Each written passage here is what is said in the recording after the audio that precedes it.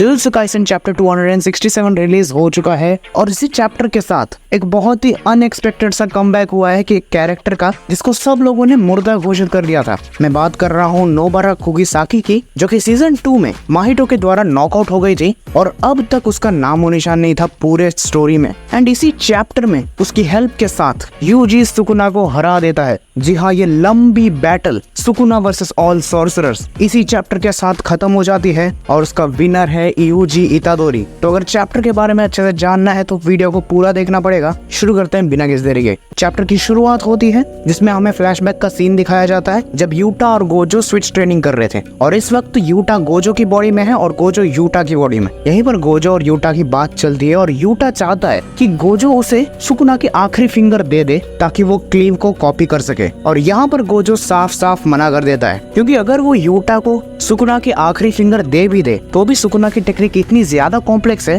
कि यूटा उसे ढंग से समझ के यूज नहीं कर पाएगा। और गोजो ऐसा रिस्क नहीं लेना चाहता था क्योंकि सुकुना की फिंगर उन्हें कभी और भी काम आ सकती थी। तो इसी बात से कंफर्म हो जाता है कि यूटा ने सुकुना की फिंगर खा के तो क्लीव इस्तेमाल नहीं की थी। यही यूटा गोजो की बात से सहमति दिखाता है क्योंकि वो दूसरों के बॉडी पार्ट खा के उनकी टेक्निक्स को यूज तो कर सकता है, लेकिन उसके लिए उस टेक्निक को समझना भी पड़ेगा। यही यूटा खुद कहता है कि इनुमाकी की कर्स टेक्निक यूज करने से पहले उसे इनुमाकी की सलाह भी लेनी पड़ी थी कि मतलब ओवरऑल उसकी टेक्निक आखिर काम कैसे करती है। एंड इवन यूटा को भी नहीं पता था कि इनुमाकी की टेक्निक एक फोन या फिर सेलफोन के रिकॉर्डिंग से भी काम कर सकती है। तो ऐसी छोटी छोटी बातें हैं एक टेक्निक के बारे में जो कि यूटा बॉडी पार्ट को कंज्यूम करके नहीं समझ सकता। इवन गोजो जो कि यूटा की बॉडी में था वो यहाँ कहता है कि यूटा की टेक्निक सट्टेबाजी की तरह है, हमें नहीं पता उसका आउटकम पॉजिटिव होगा कि नेगेटिव। यहीं पर यूटा अपने कर्स टेक्निक के बारे में आगे बताता है कि उसे किसी भी कर्स टेक्निक को कॉपी करने से पहले रीका को उस बंदे के बॉडी पार्ट को खिलाना पड़ेगा, लेकिन वो amount of body part depend करेगा कि आखिर यूटा को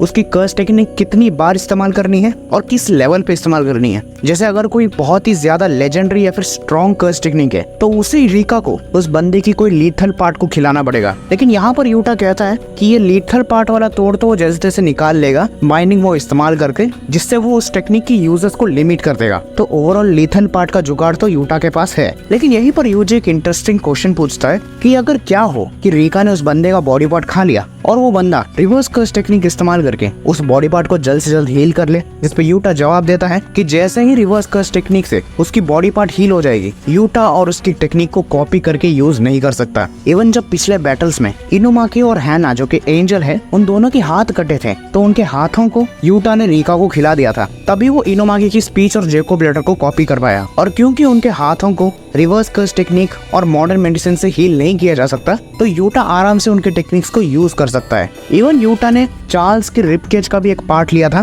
ताकि वो उसकी फ्यूचर साइड को कॉपी कर सके। तो बाकी सभी सॉर्सरर्स आगे ये डिसाइड करते हैं कि इतादोरी को मिनिमम इंफॉर्मेशन प्रोवाइड की जाए जिससे वो लड़ सके, बाकी प्लान्स के बारे में ज्यादा ना बताया जाए क्योंकि सुकुना आसानी से इतादोरी का माइंड पढ़ सकता है। लेकिन यहीं पर यूटा एक बात जरूर कहता है यूजी को कि चाहे अब वो उस टेक्निक को यूज कर सके या ना कर सके, लेकिन गोजो ने अपने 6 आइज से कंफर्म किया है कि यूजी के अंदर शाइन टेक्निक को यूज करने की कैपेबिलिटी है। तो यही फ्लैशबैक खत्म होता है और फाइनली यहाँ पर सुकुना रियलाइज करता है कि इतादोरी की 2 फिंगर मिसिंग है, उसमें से एक फिंगर तो उसने कलिंग गेम्स में ही काट दी थी। और अब यहाँ पर सुकुना को रियलाइज होता है कि दरअसल यूटा ने सुकुना की फाइनल फिंगर नहीं खाई थी, उसने यूजी की फिंगर खा ली थी ताकि वो सुकुना की क्लीव कॉपी कर सके। सुकुना की फाइनल फिंगर अभी भी सॉर्सरर्स ने छुपा के रखी है। अब यहाँ पर उटाई में और वो बुढ़ा बस डिस्कस कर रहे हैं कि अगर इस फिंगर को डिस्ट्रॉय नहीं किया जा सकता तो इसके थ्रू सुकुना को चोट जरूर पहुंचाया जा सकता है और ऐसे टेक्निक को यूज करने में एक शख्स बहुत ज्यादा माहिर है। और यहीं पर हमें दिखाया जाता है नोबुरा कुगिसाकी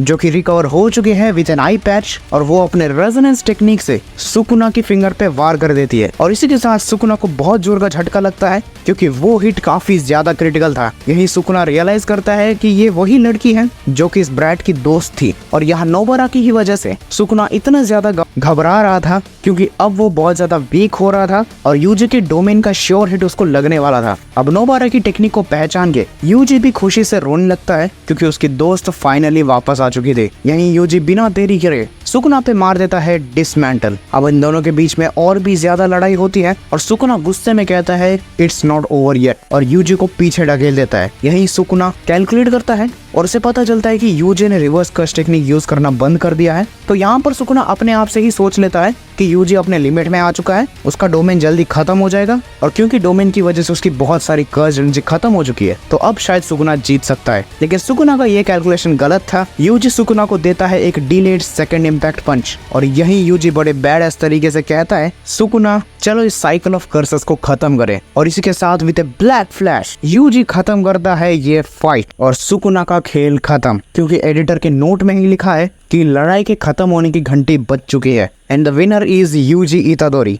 और इसी के साथ चैप्टर खत्म हो जाता है। देखो यारो, सुकुना कंप्लीटली मरा है कि नहीं इसका कोई गारंटी नहीं है और जुजुत्सु काइसन अगले 4 चैप्टर्स में खत्म होने वाला है। जी हाँ, इसका आखिरी चैप्टर होने वाला है 271, उसके बाद इसकी स्टोरी खत्म हो जाएगी। मुझे बहुत ज्यादा इंटरेस्टिंग लगा नोबारा का रिटर्न, क्योंकि गेगे ने खुद कहा था कि नोबारा मर चुकी है। अगर तुम पूछोगे कब, तो यार कुछ महीने पहले गेगे ने बहुत सारे फैन क्वेश्चंस के आंसर दिए थे और उसमें से ये भी एक क्वेश्चन था कि नोबारा जिंदा है या मर गई, जिसके जवाब में गेगे ने मुर्दा घोषित कर दिया नोबारा को। लेकिन सरप्राइजिंगली नोबारा को वापस लाकर गेगे ने अच्छा काम किया। तो देखो यारो, अगले 4 चैप्टर में गेगे को स्टोरी को एक अच्छी एंडिंग देनी पड़ेगी, वरना जुजुत्सु काइसन एक अच्छी मांगा नहीं बन सकेगी। तो देखते हैं यार आगे क्या होता है। अगले वीक कोई ब्रेक नहीं है। तो बस आज के लिए इतना ही। मैं मिलता हूं तुमको किसी और वीडियो में, तब तक के लिए गुड बाय।